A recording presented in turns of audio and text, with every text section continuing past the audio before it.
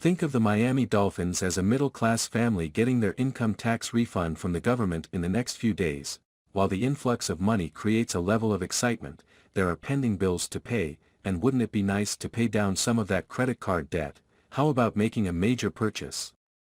Everyone anticipating that when the $13.6 million in cap space the Dolphins will receive June 1st for the official release of cornerback Byron Jones might be setting themselves up for a letdown. The Dolphins need to use some of that cap space, $3.8 million, to be exact, to sign the 4 draftees: cornerback Cam Smith, tailback Devon Achane, tight end Elijah Higgins and offensive lineman Ryan Hayes. It's a good thing Miami still has $2.5 million in cap space left over after all the off-season moves made up to this point, but what can be done with $12.3 million in cap space? The Dolphins would benefit from adding a veteran defensive lineman like Akeem Hicks, or a linebacker like Anthony Barr, Rashaan Evans or Miles Jack. Miami signed veteran pass rusher Melvin Ingram to a 1-year, $4.4 million deal last May, after the draft. And then added Trey Flowers in late August, signing the pass rusher to a 1-year deal worth $2.1 million.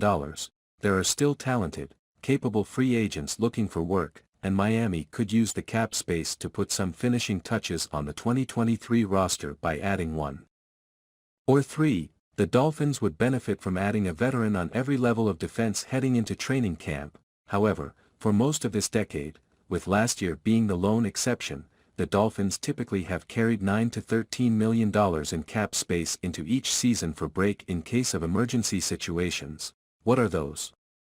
It's when Miami signed quarterback Jay Cutler to a $13 million deal weeks before the start of the 2017 season because of the season-ending injury Ryan Tannehill suffered in training camp.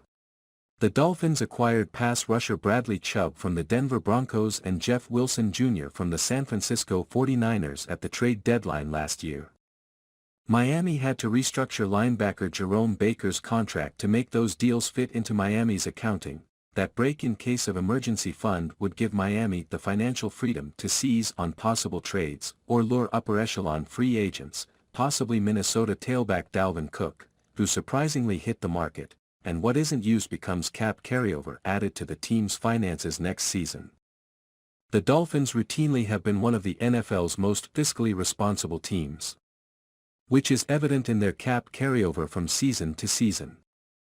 But this summer tough decisions need to be made about a number of young players in their prime since there are a handful of veteran starters looking for new contracts: 3 starting defensive linemen, Christian Wilkins, Zach Sealer, Raekwon Davis, and offensive linemen Connor Williams and Robert Hunt are impending free agents and likely will continue to push for a new deal before the 2023 season begins. Veteran players in their prime dislike beginning a season without a multi-year deal, because then they shoulder all the risk if an injury happens. Look at cornerback Nick Needham, for instance. Needham, a 4-year starter for Miami, signed a restricted tender worth $3.99 million last season instead of pushing for a multi-year deal. And he wound up tearing an Achilles in October, while the Dolphins were gracious enough to re-sign Needham to a 1-year deal worth $1.67 million, which paid him a $152,500 signing bonus and guaranteed him nearly $600,000, his drastic pay cut, nearly half, serves as a cautionary tale reminding players in the final year of their deals to handle their business when it's time to do so, which is the off-season. No matter how the Dolphins carve up the $13.6 million in cap space that's coming this week, the franchise should consider it a blessing because it will create much-needed financial relief.